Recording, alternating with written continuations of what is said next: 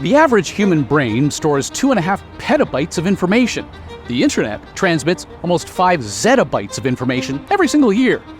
That's about 2 billion brains worth. And thanks largely to the explosion of artificial intelligence, by 2030, the internet will transmit about 20 billion brains worth of data annually. It's going to take some big brains to figure out how we're going to meet a 9x increase in data from the flood of IoT sensors, cameras, and our AI-powered smartphones. Remote medicine, autonomous factories, and smart farms, they'll all require this bandwidth. So how do we get to the future from here? The Innovative and Optical Wireless Network Global Forum has laid out its Vision 2030 roadmap. One of the big brains at IOWN is the Chief Technology Officer of Red Hat, Wright. What's really happening with AI is a lot of data. As we generate all of this data, how can we process it, harness it, make use of it? Bringing data and compute closer together is the critical way to solve this future world, which definitely includes AI. On this episode of The Network Effect, we'll discover how a bright idea that's so simple is going to work. The more components of a network that operate at the speed of light, the faster the network, and the lower the latency, all while consuming less power, all while working with a diverse group of smart people for the benefit of all of us and the planet. Where are the gaps in our current generation of communications and infrastructure technology that IOWN will fill? The biggest gap is in the actual network connectivity fabric itself. The way networks are built today are through traditional electronics. In IOWN, we're looking at photonics, which brings a lower power, higher bandwidth, lower latency connectivity fabric. And that's what brings those sensors and that data closer to the compute that kind of builds this next generation infrastructure. So the focus here is on the speed of light more than anything else. Literally, the speed of light, yes. Tell us about the use cases IOWN has been developing over the last 4 years or so. We're looking at a number of different use cases in areas of things like remote work through industrial automation, agriculture, healthcare, entertainment, and the potential for bringing remote workers to a remote location is facilitated by this high bandwidth, low latency network. And again, that's all about the data and the compute coming together. And it's not only the technology, but it really is critical that we look at what are the use cases that we can help evolve through this new network fabric. When you say remote work, it sounds like you're talking about cyber physical systems, or as the kids today say, the metaverse. Well, the metaverse is a specific instance of blending a physical reality and a virtual reality. But yes, this cyber physical system is bringing together the virtual capabilities of compute and business logic and data collection with the physical world. And that is where we can introduce that farming capability to reduce the cost of bringing food to markets, or remote healthcare to better improve healthcare globally without having to risk dangerous procedures because we don't have the right latency or connectivity. So it is very much, I think of it as a blending of the physical and virtual worlds together. I mentioned artificial intelligence at the beginning of our time together, but I can imagine AI will play more than just a role by feeding data from point A to point B. I can imagine it's also going to play a role in future communications and the infrastructure in and to itself, managing that. It's a great point. And the way I think of it is, in one context, it's a use case, or you could even think of it as a workload running on top of this network and compute infrastructure. In another case, it's the internals powering. How do you manage a large scale distributed system, as it itself generates a lot of data and can be complicated to understand for us mere mortals. So blending AI as a workload as well as an internal technology is very much the future of next generation networks. I'd like to know about your Vision 2030 roadmap. 2030 is not all that far away. What are some of the milestones on that path? You're right, 2030 feels almost just around the corner. There's a number of key kind of focus areas for us. Now, broadly speaking, the IOWN Global Forum is looking at building this all photonics-based infrastructure that brings the compute and networking together. In the context of bringing this amazing network to compute, we want to reduce latency by 200 times while increasing the transmission capabilities by 125 times and reducing power consumption by 100 times. So massive improvement in the performance side of the network and a radical reduction in the energy costs of powering that same network.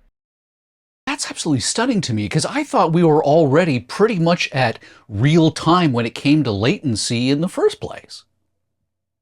Well, in any given point-to-point link, yeah, we're still just limited by the speed of light. But when you connect devices together through many different links, you introduce a lot of latency. And some of that latency is in the context of the photonics to electronics transitions. So eliminating that and having an all photonics network not only improves the end-to-end latency, but that's where you get this really great power reduction, because powering electronics is expensive from an electrical point of view. Maintaining signals through optical networks is a lot more efficient from an electrical point of view. So AI is escalating data demands at a remarkable rate thanks to the need to generate and process vast amount of information.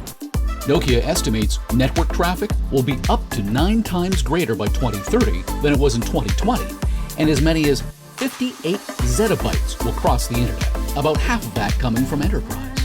How much traffic is 58 zettabytes?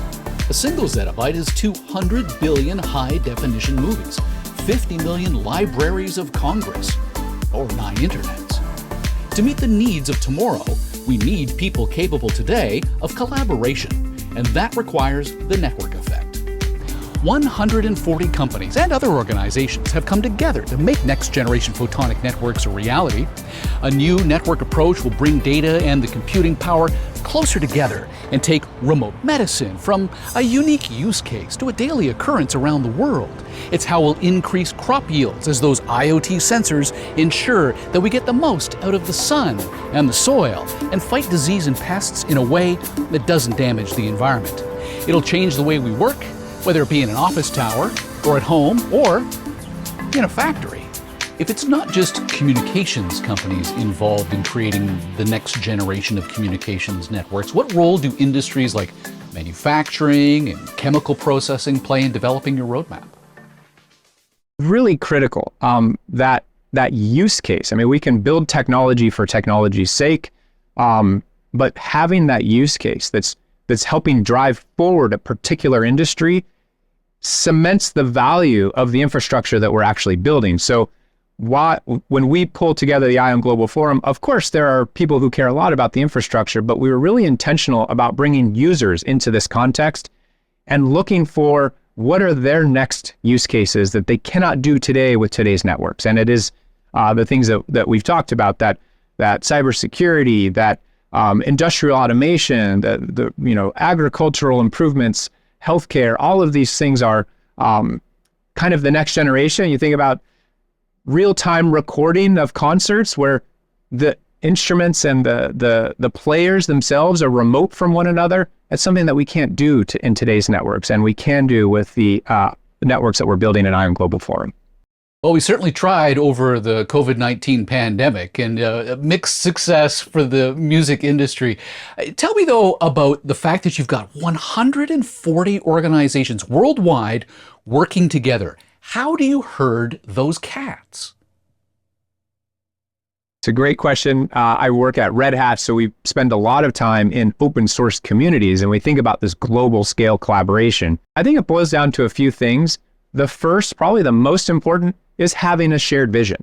If we're going to collaborate, we have to collaborate on something.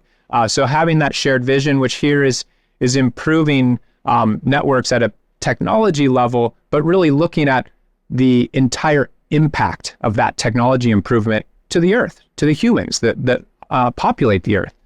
So that's our driving focus. And then having the ability to do shared work, to the processes to build these use cases, and to show the proofs of concepts, combining the infrastructure building collected with the use case driver, the industry that cares. That's how we take that vision and bring it to life in this global collaborative environment.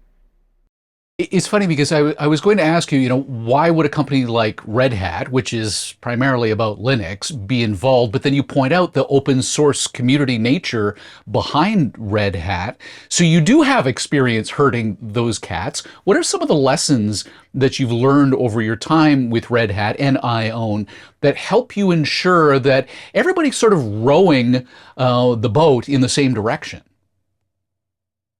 First piece, like I mentioned, that shared vision, it's absolutely critical. The second piece is enabling others to contribute, to take initiative, bring their bright ideas into this forum or into the collaborative space, and then having a mindset that's about, I'd say, more iterative work, because we're making very significant changes that take periods of time, and new hardware takes time to build.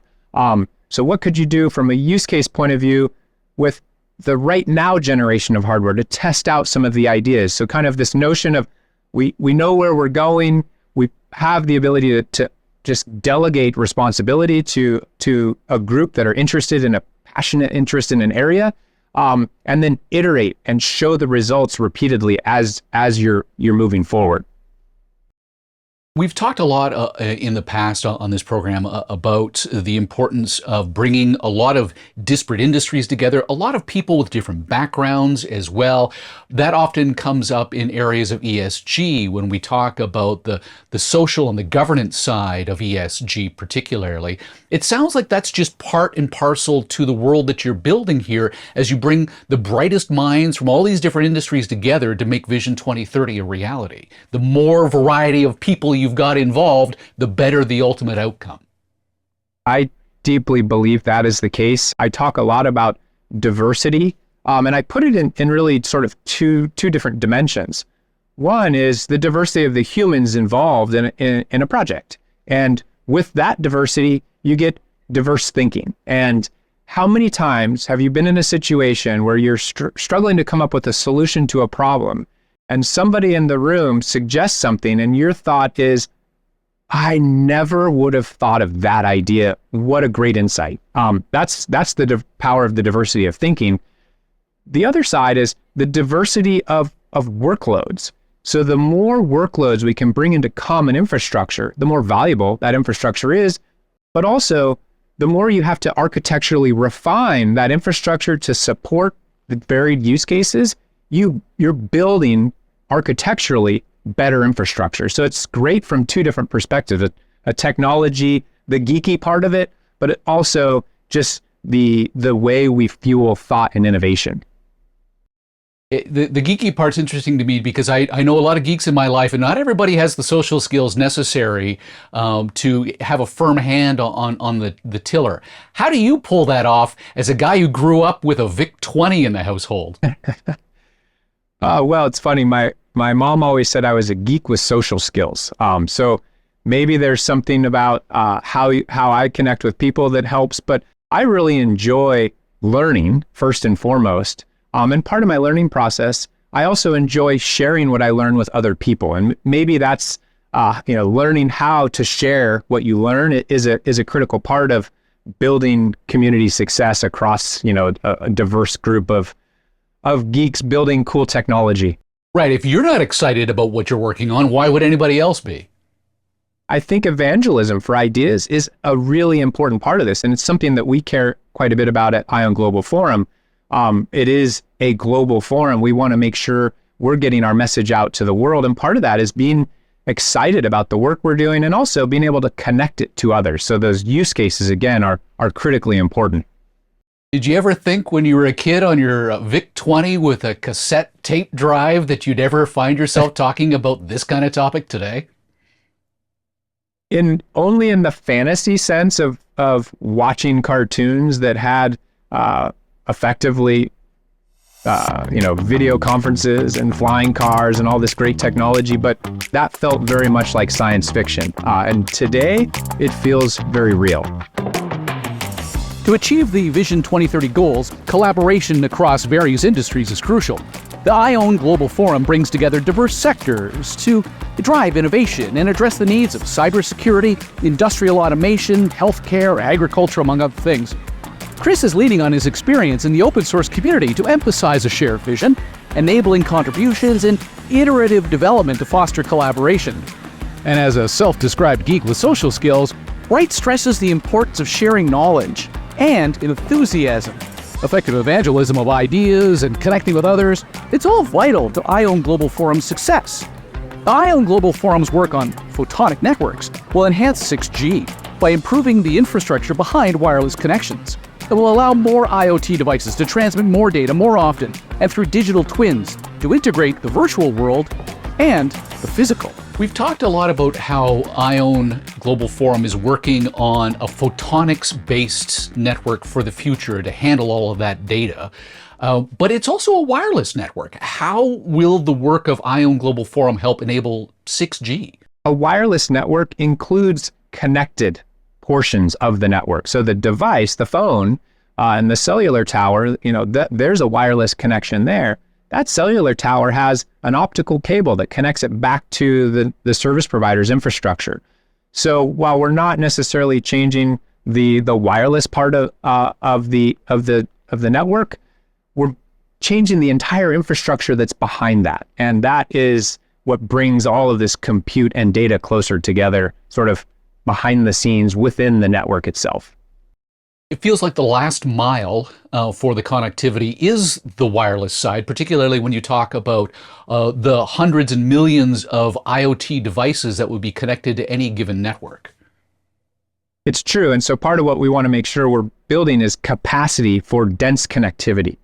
So that future world that's blending the virtual world and the physical world, rich with sensors and devices, means we have to connect all of those sensors and devices to the network. So dense connectivity is really important. Certainly on the wireless side, having the ability to mix and match modes so that you have very energy efficient, long distance wireless connectivity, as well as the high bandwidth, low latency, kind of short bursty connectivity, maybe within an urban area. That all needs to land within a network infrastructure, and that network infrastructure needs to be able to support dense connectivity and all of the data flowing through this future world, which is, again, the sort of exponential growth of data. So then come 2030, describe for me what the world looks like by then.